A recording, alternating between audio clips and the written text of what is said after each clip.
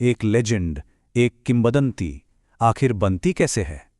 अक्सर इसकी शुरुआत होती है एक पल से, एक ऐसी परीक्षा से जो हमेशा के लिए उनका रास्ता तय कर देती है। आज हम एक ऐसे ही नायक की पहली और सबसे बड़ी परीक्षा की कहानी में गहराई से उतरेंगे। अच्छा, जब हम हीरो या नायक शब्द सुनते हैं तो दिमाग में क्या आता है?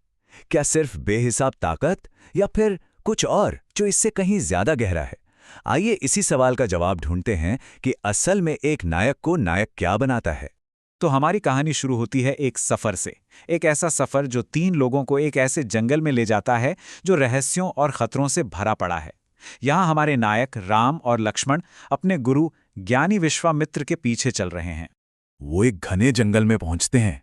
चारों तरफ एक अजीब सी खामोशी है, लेकिन हवा में एक अनजाना डर और खतरा महसूस हो रहा है।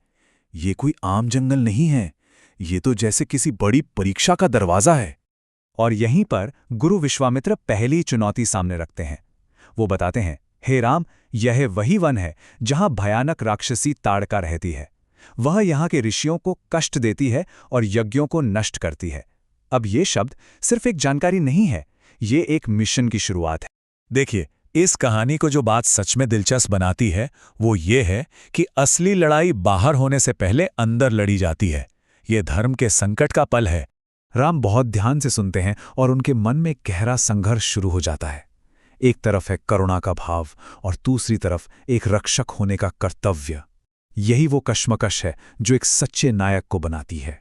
और फिर वो एक ऐसा सवाल पूछते हैं जो इस कहानी का दिल है, गुरुदेव, क्या एक स्त्री पर बाण चलाना उचित है?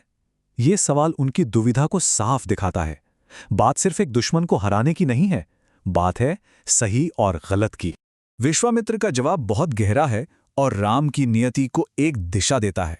वो कहते हैं, जब कोई अधर्म के मार्ग पर चलकर दूसरों को कष्ट देता है तब उसका अंत करना ही धर्म होता है।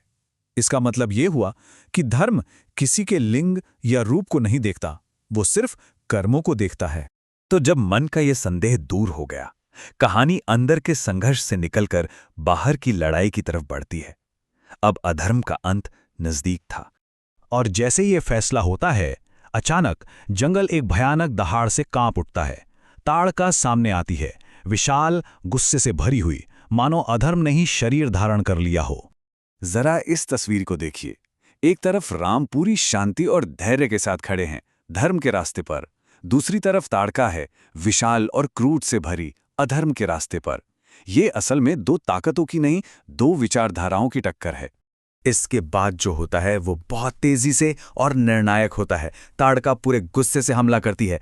राम अपने धनुष पर बाण चढ़ाते हैं, एक पल के लिए मन को एकाग्र करते हैं, निशाना साधते हैं और अगले ही पल उनका बाण ताड़का का अंत कर देता है।